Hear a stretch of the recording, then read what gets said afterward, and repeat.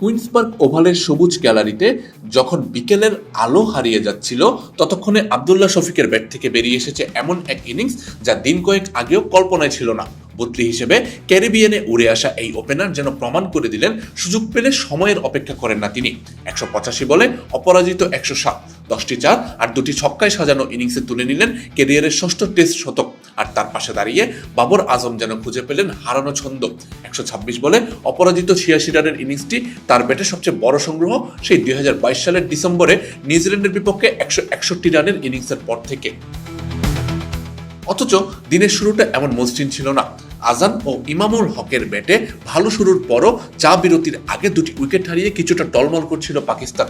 Shamar জোসেফের lifting ডেলিভারিতে ফেরেন ইমাম, আর সুইপ খেলতে গিয়ে জোমেল ওয়ারিকেনের বলে ধরা পড়েন হাফ সেঞ্চুরি করা আজান।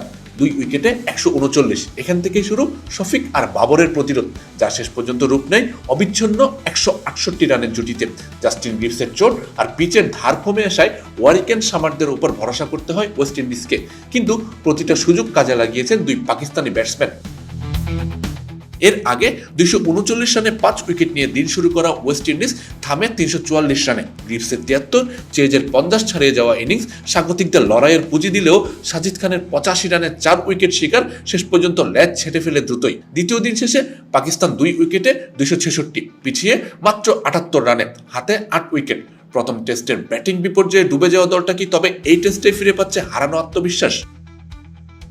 আমজাদ হোসেন আবির, খেলা ৭১।